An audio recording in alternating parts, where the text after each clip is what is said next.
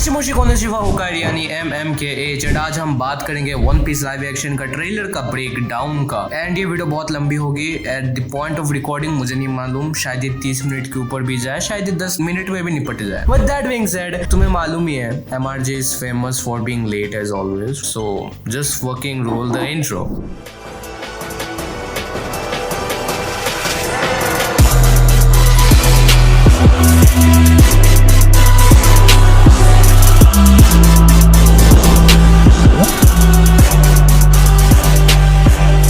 So number 1 trailer का शुरुआत होता है माइकल डोरमान के गोल्डी रॉजर की तरफ से एंड यहाँ पे रॉजर का एग्जीक्यूशन मिमिक किया जाता है। एंड उसके बाद हम एक सीन देखते हैं रॉजर के बैक की तरफ, जहाँ पे रॉजर का जॉली रॉजर का उसके जैकेट या फिर उसके स्टर्फ के यहाँ पे दिखाया जाता है, जो एक तलवार के साइड में दिखता है उसकी रिफ्लेक्शन की तरफ से, which is a beautiful scene to speak about. And यहाँ पे हम देखेंगे कि गार्ड्स की कलर जो है नेवी, वो नेवी ब्लू है ट्रेलर में, लेकिन एनिमे एंड मांगा पे वो नहीं थे। अब देखो इसकी जो क्राउड है ना वो बहुत ही ज्यादा इंटरेस्टिंग है, क्योंकि यहाँ पे हम नेवी के इतने सारे लोग देखते हैं, उसके ठीक इस वाले पैनल पे हमें एक ग्रीन कलर का जैकेट पहना हुआ कोई दिखता है, शायद वो कौन है हमें पता है। एंड ऑफ कोर्स मैं मंकी डी ड्रैगन की बात कर रहा हूँ, क्योंकि एनिमे पे हमें बाद में मालूम पड़ रहा था कि dragon was present at the time of execution, which bags the question, अगर वो इतने डिटेल तक जा रहे तो क्या हमें डोफ्लामिंगो क्रोकोडाइल भी देखने को मिलेगा? वेल वो तो सीरीज आने के बाद मालूम पड़ेगा। उसके बाद हम लॉकडाउन के क्राउड पर जाते हैं, जहाँ पे मुझे दो ऐसे लोग दिखे जो चेयर अप नहीं कर रहे थे। एक इंसान जो चश्मा पहन के बैठा था एंड दूसरा जो ब्लैक था। अब शायद मैं बहुत आगे जा रहा हूँ, लेकिन मेरे ख्याल से चश्मा वाला क्रोकस भी हो सकता है, the doctor of Roger pirates. But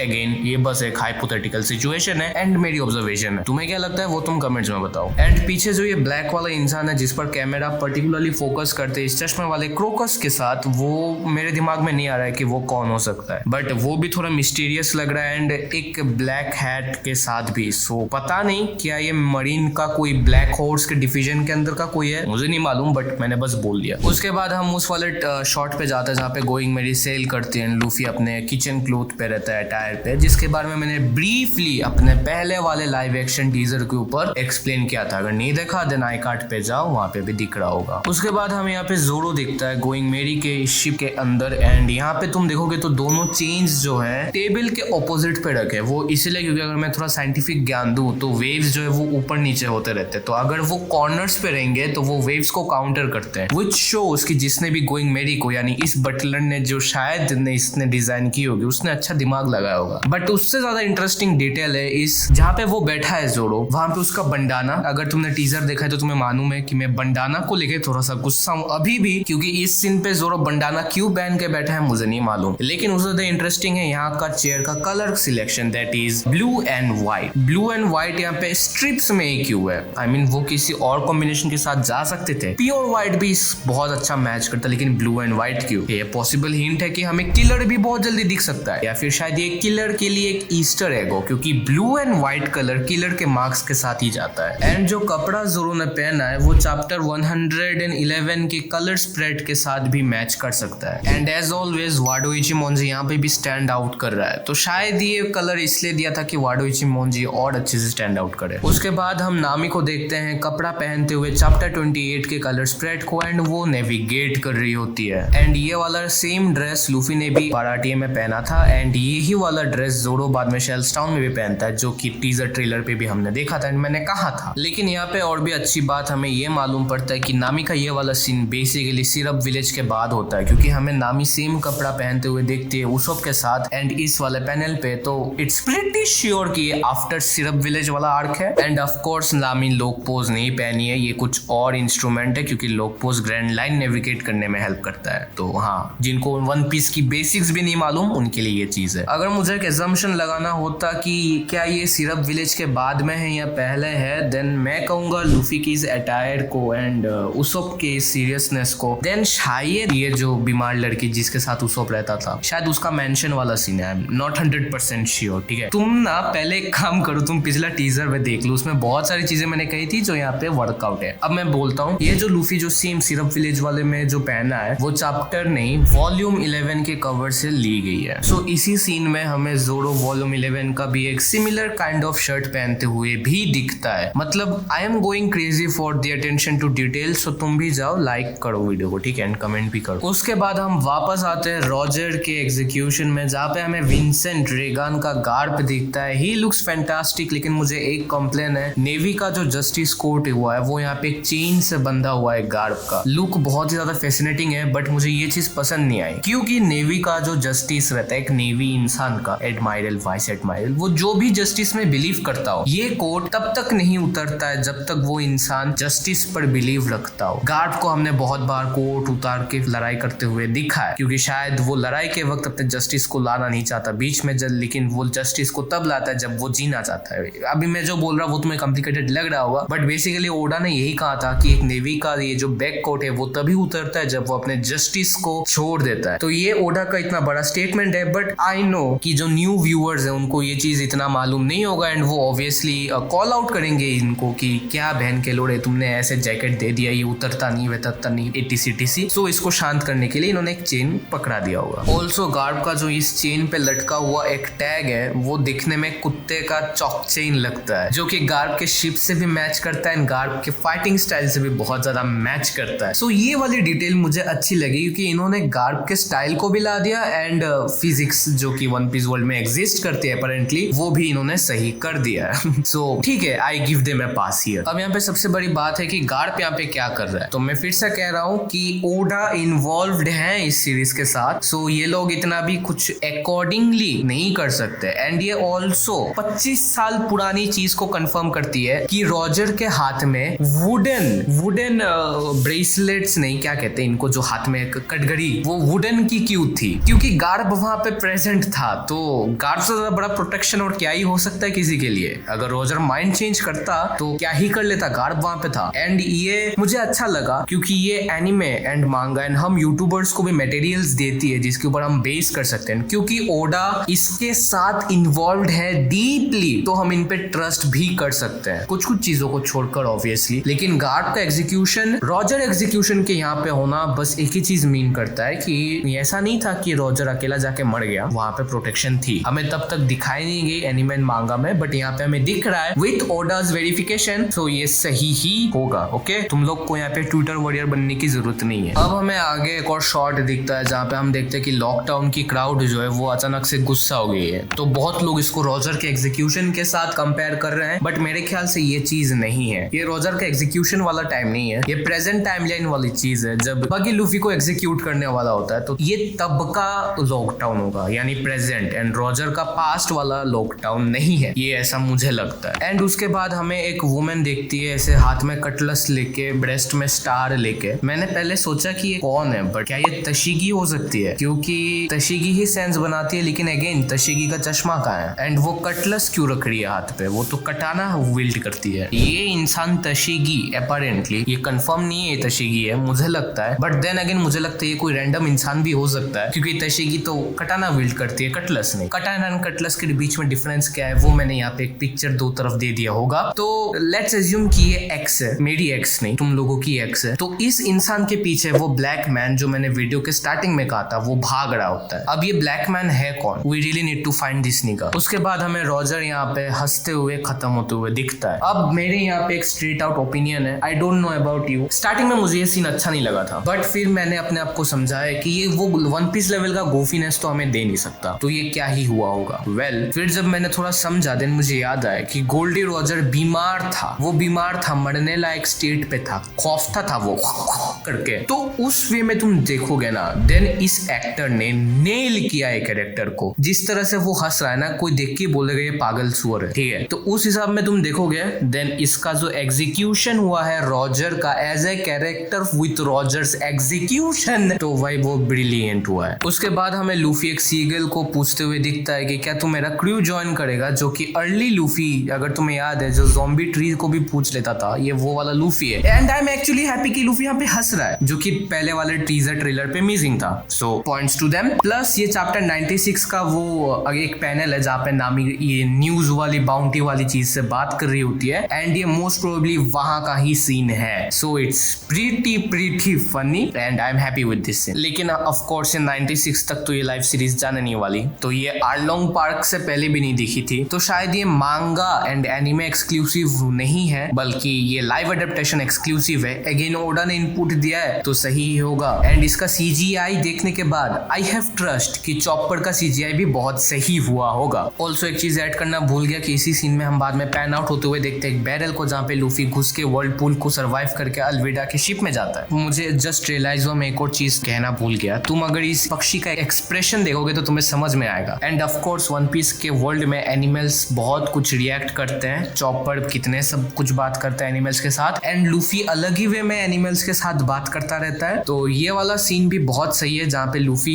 इससे बात एंड कम्युनिकेट कर रहा है। So it's a good thing. एक और अच्छी चीज जो डायरेक्टर्स ने नोटेड करके रखी है, तो मैंने पिछले टीजर में कहा था कि लूफी बैरल का यूज ऑफ कोर्स करता है जो कि हमें इस वाले अल्विडा वर्सेस रैंडम शिप की तरफ देखने को मिलता है। एंड यहाँ पे हमें वो बैरल भी दिखता है। लेकिन मजेदार वाली बात यह है कि जब हम उस बंदूक से जो उड़ाते हैं ना कैनन बॉल, उस कैनन बॉल का कलर पिंक रहता है एंड उसमें रेडिश रहता है जो कि अल्विडा का सिग्नेचर रहता है। लेकिन इस कैनल बॉल को देख के मुझे एक चीज याद आया, जब किजारू इस कैनल बॉल के ऊपर चल के आएगा तो वो वाला सीन कितना एपिक रहेगा। क्योंकि अगर ये लोग एक सिंगल कैनल बॉल को इतने रियलिज्म के साथ ला सकते हैं देन भाई किजारू वाला सीन कितना क्रेजी होगा। चलो अब इस सोर्स मटेरियल पे चिपके रहते हैं। ऑल्सो अल्विडा जब हमें सीन में देखते हैं तो उसके पीछे हमें एक एनपीसी दिखता है जो कि वाइकिंग का वो हेलमेट पहनता है एंड ये मांगा से उठाया गया है क्योंकि मांगा पे भी एक सीन है जहाँ पे अल्विडा का जो पीछे का जो एनपीसी रहता है वो वाइकिंग हेलमेट पहनता है। तो अटेंशन टू डिटेल यहाँ पे क्रेजी है। उसके बाद जब यहाँ पे वो वाला सीन आता है जहाँ पे लूफी रात को बोलता है कि पायलट बनना कौन नहीं चाहता, आई गेस ये कोबी वाला सीन है जहाँ पे लूफी कोबी के साथ बात कर रहा होता है। क्योंकि हमें पिछले टीजर में मालूम पड़ गया था कि कोबी लूफी के साथ है रात को जहाँ पे वो गुमुगुमुनो पिस्तौल करता है। Of course common sense. उसके बाद लूफी पायलट्स होने की तारीफ और अच्छी बातें कोबी को कहता है। तो अब हम आगे बढ़ते हैं। अब उसके बाद हमें अल्विडा का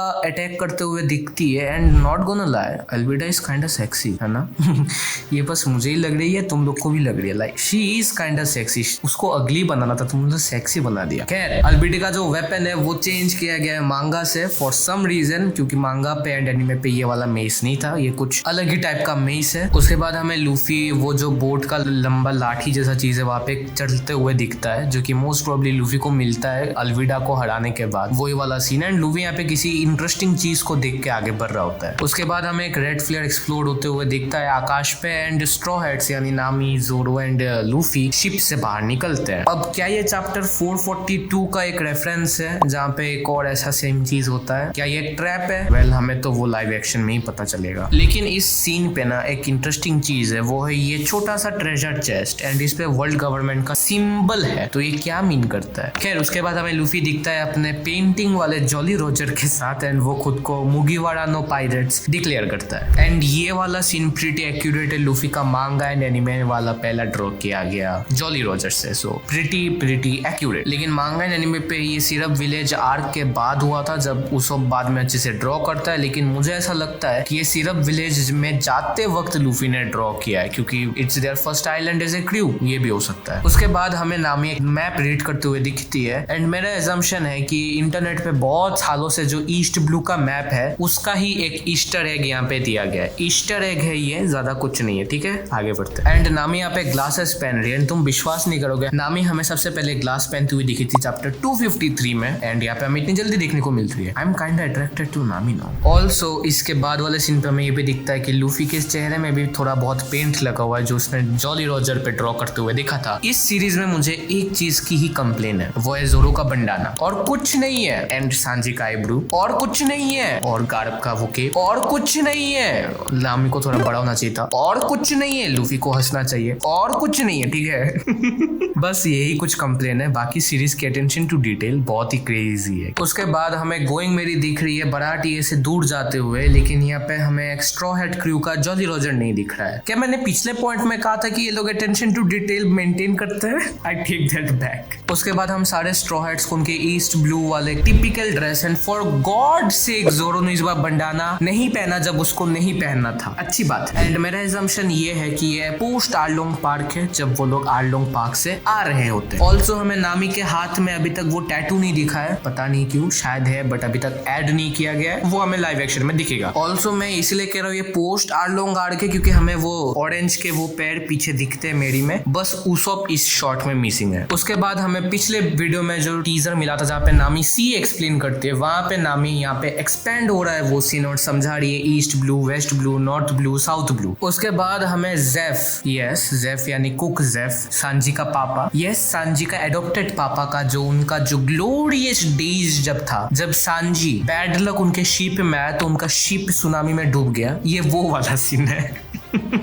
इट्स काइंड ऑफ क्रेजी, उन्होंने इतना डिटेलिंग दिया एक बैक स्टोरी के लिए with so much CGI, I love that. उसके बाद हम बगी के सर्कस में जाते हैं, उनका स्वागत होता है एक फ्लेम थ्रोअर वाले चार्मेंडर से जो कि अपेरेंटली निगा है। उसके बाद बराटी में हम वापस जाते हैं एंड हमें मिहोक का योरू एंड मिहोक का हाथ दिखता है। गुडनेस ग्रेशियस, अगर तुम देखो उसके पीछे तो मिहोक का जो वो कोट रहता है उसको भी इन्होंने डिटेल में दिया है एंड मिहोक का हाथ का ऊपर में जो फैब्रिक है वो भी इन्होंने डिटेल्स में दिया है। वो इतने डिटेल्स में गए हैं कि उन्होंने ब्लैक ब्लेड योरू का जो डार्क ग्रीन सैफायर है वो भी दिया है एंड एक एक मोती जो योरू पे लगे वो भी सही है एंड इवन योरू पे जो इंक्रिप्शन किए गए वो भी एक्यूरेट है भाई। यू मीन टू से तुम इतना एक्यूरेट जा सकते हो 2-3 फ्रेम्स के सीन के लिए, लेकिन बहन के लोड़े तुम जोरो का बंडा ना।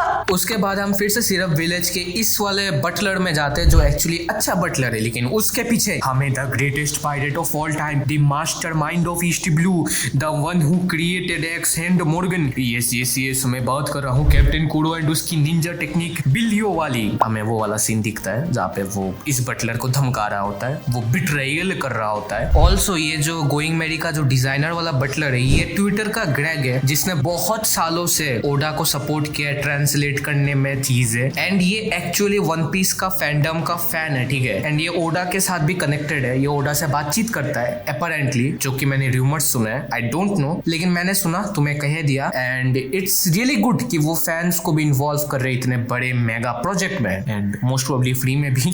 उसके बाद हमें जोरो एक कुएं में गिरते हुए दिखता है एंड ये मेरे ख्याल से जोरो एंड मिहोक की एक फाइट में एक सीक्वेंस आता है जहाँ पे मिहोक जोरो को ट्रॉमेटाइज करता है कुछ कहते हुए। ये बस एक विजुअलाइजेशन है जोरो के लिए, नथिंग एल्स। मोर लाइक मिहोक यहाँ पे यही कहता है कि जोरो तू एक मेंढक है एक वेल में, फ्रॉग इन अ वेल, तो वो शायद ये वही डिपिक्ट कर रहा होता है। लेकिन यहाँ पे इंटरेस्टिंग चीज ये कि वॉल्यूम 11 की शर्ट है जो कि आफ्टर सिरप विलेज है, तो आफ्टर सिरप विलेज वो क्या विजुअलाइज कर रहा है एंड वो मिहोक की बातें सुन सुन के सच में कुएं में कूद गया। So this is very important, but यहाँ पे इससे ज्यादा इंपॉर्टेंट है वाडो इचिमोनजी जो अगेन जोरो के साथ हमें दिखती है। जोरो के बाकी तो यूजलेस स्वॉर्ड्स जो कि उसको एक बुढ़ा इंसान देता है वानो से जो उसे उसके विलेज में आया था, उसका नाम भूल गया, कुइना का दादू, तो हाँ, तो वाडो इचिमोनजी इज अगेन वेरी इंपॉर्टेंट। उसके बाद हमें जोरो बराटे में बैठ के बोलते हुए दिखता है कि वो जहाँ भी जाता है उनकी क्रू एनिमीज और बढ़ा रहे हैं, जो कि अच्छी बात है। उसके बाद हम बगी के बेस में वापस आते हैं एंड एक सेकंड के लिए कबाजी इस फ्रेम में आता है। उसके बाद हमें बगी फिर से उसके मांगा एक्यूरेट हैंड्स में नाइफ लेते हुए दिखता है and he looks pretty fucking cool. मैंने पहले भी कहा था बगी का कैरेक्टर नेल्ड इट। उसके बाद बगी जो है नामी एंड जोरो को डरा के पीछे फेंक देता है जो कि बहुत ही फनी है एंड ऑफ कोर्स हमें उसका डेविल फ्रूट पावर भी दिखता है एंड मैं कहना चाहूंगा ये लूफी के गोमू गोमू नोमी से बेटर दिख रहा है सीरियसली। उसके बाद हमने जब पिछले ट्रेलर पे छोड़ा था गार्प का शिप फिर से कैनन बॉल छोड़ता है एंड उसको जाके पूरे शिप को वार्न करता है कि भाई बच्चों गार्प का कैनन बॉल आ रहा है। जोरो यहाँ पे सेम चैप्टर 28 का कलर स्प्रेड वाला येलो शर्ट भी पहन रहा होता है। उसके बाद हमें लूफी कैप्टन कुरो के साथ फाइट करते हुए भी दिखता है। उसके बाद हमें नामी लूफी को कुछ वार्न करते हुए दिखती है गोइंग मैरी के किचन में एंड नामी भी वॉल्यूम 11 का ये ड्रेस पहनते हुए दिखती है। उसके बाद हम किचन सेट में मोस्टली ये बराटी लग रहा है मुझे, बट ये शायद बराटी नहीं है, मैं गलत हो सकता हूँ। हमें कुरोबी से शांजी फाइट करते हुए दिखता है। कुरोबी को प्ले किया है जांडरे लुरुक्स।